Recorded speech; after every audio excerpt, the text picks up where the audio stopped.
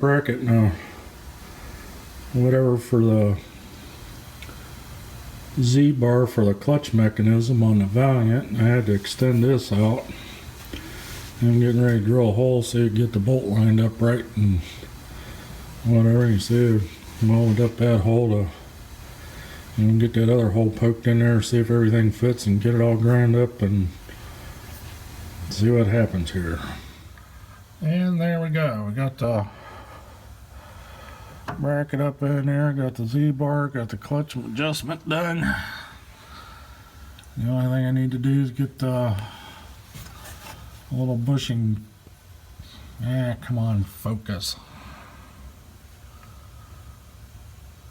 Then there's a little wire clip that goes here, and nylon inserts that go on both sides of the Z-bar. And everything's lined up now.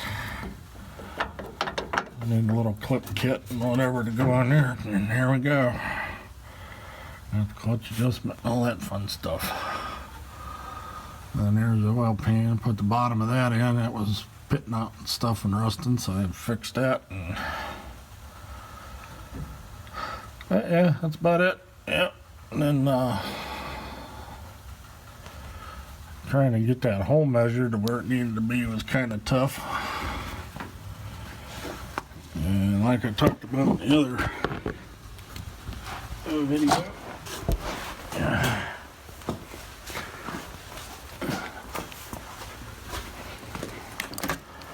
kind of went over stuff, and there's a little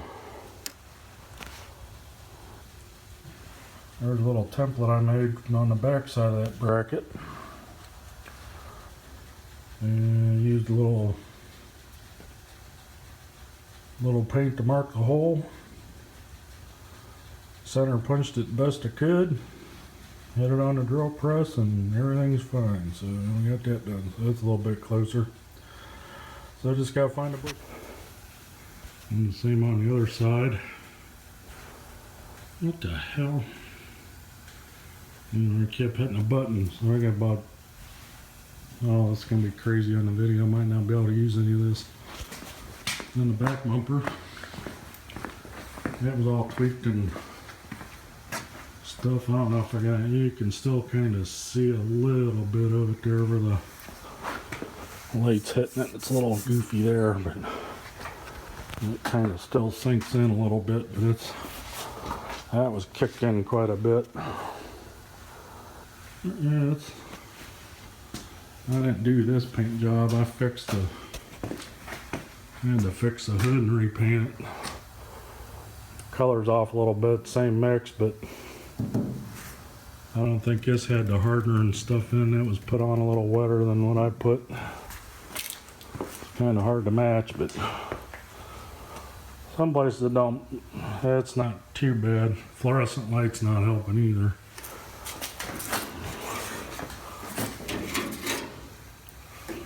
Fluorescent lights and paint jobs don't mix. If you want to find any little imperfection, get your paint underneath a fluorescent light. And there we got the motor all painted up and ready to go. Just need to get the carburetor and exhaust and all that stuff in it. Still gotta get the belts, hoses, fans, just heater hoses, whatever. Got that all finished up. Gotta tie the wiring in and all that stuff. Got the interior back in it finally. Got the shifter and all that stuff in. That's all boot and everything, but yeah, guess you gotta work with what you got sometimes.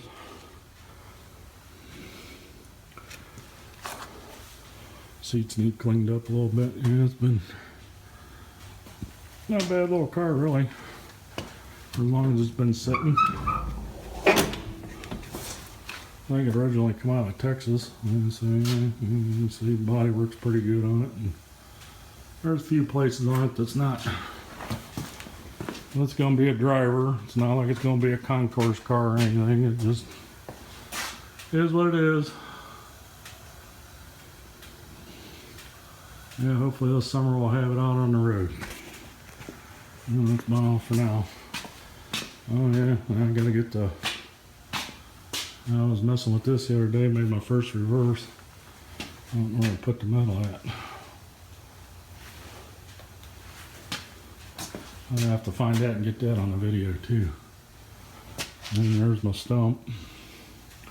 And hopefully I'll get some other stuff out here, get some ideas. I got some projects I want to do. Using the English wheel and just been practicing here and there. I don't want to bore you with that stuff. And of course got the 3-in-1 machines, got slip roll, finger brake, got a little shear, 30 inch capacity, 20 gauge I think it's supposed to. And a little Beverly shear there, or Beverly knockoff. Now for the price and everything, Harbor Freight shit. No, this went together really well. And got the set of wheels for it, and got the extra wheels and stuff. It came with a wheel, but I wanted to get the other wheels. I gotta get some tipping dies and stuff for my bead roller there. That thing works pretty good after I reinforced it. And I might end up reinforcing this if it don't have enough. But I think for what I'm going to do with it, it's going to be fine. But yeah, hopefully I can get some. And there's the blue machine. There's the red machine. Yeah, I really like that Lincoln TIG 200. I mean, for the money, getting into TIG welding, it's been a really good machine. It's can't say enough good about it. It's a lot like welding with a torch. I mean, it's, if you ever gas welded or brazed with the torch and the rod, it's, I haven't TIG welded before. It's about what it is. Well, that's about all I got for you now. I don't know if I get into something else, I'll get another video up. Thanks. Yeah, here we go. Yeah, I found that piece of metal I was messing with. And that's why I just wheeled it this way. And worked it. I don't have it tight. Kind of hard to, I can work it with my knee here.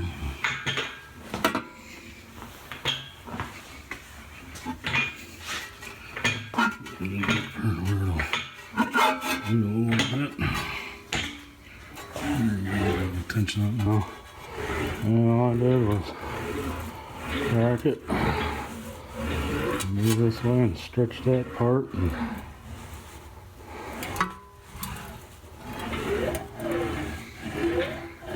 when we got over on this side, I'll just track to about there.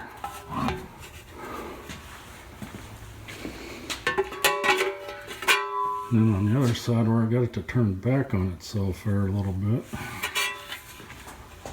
I flipped it upside down and ran it that way and wheeled it. I probably got about 20 minutes in making that. And however I managed to run it, it stayed straight. And so it's, you can see the little wheel marks and stuff in there. Yeah, the center's a little rough there. When I tracked it, a couple little humps here and a couple over here. When I ran the wheel, it kind of went over there. So when I learned about making reverses, I think this section here is where I stretched on both sides. So it was just a strip through here and a strip through here that I wheeled. And what happens, the pressure from the wheel pushes the metal apart, and then depending on your, then looking at that wheel, how well you can see that, you can see the radius on it. Depending on what radius you want, That's how you kind of gauge your radius. And then this one here, I don't know if I can see. And see, that one's almost completely flat. So depending on what radius you want and whatever radius you need,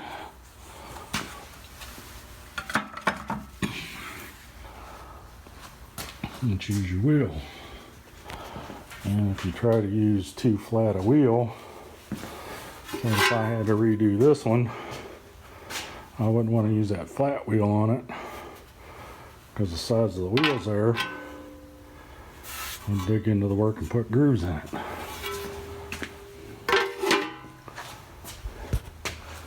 And like on this deck lid, you can see the crown going this way and going that way. And they do that to keep the metal from buckling and gives a little more strength. And the curves look nice. It's even in the quarter panels and stuff, it stretches and puts the crown in it to keep it from being so flexible. Gives a little more rigidity. And that's like this crown here. Look at that. If I needed to wheel that section there, I'd use that heavy radius, get that radius in there. And whatever shrinking and stretching techniques and whatever else I'd need to do, either sandbags or whatever, hammer dolly techniques to stretch. And there's a couple ways you can use an anvil, use a dolly, whatever. Smash metal with a hammer. That's like power hammer. You got the different dies with the power hammer. And you end up stretching the metal depending on the dies. Or they have shrinking dies, and the way they work, you can actually put a tuck in it, and when you pull it back on itself, it shrinks. So there's planishing dies and stuff you can use for and you can planish, and then everything the machines can do, you can do by hand. It'll just take you longer. And I don't have a shrinker or stretcher yet. I don't know if I'm going to get those. I might, depending on what I use. I don't like the regular shrinkers. I'd rather tuck shrink or use another form of shrinking than the shrinking dies. And then hand operated shrinkers got the little 1/2 inch throat or 3/4 inch throat, whatever they are. They mark up the metal too bad and give you more work later on. But that's about all I got. Oh, there's a couple of my T-dollies.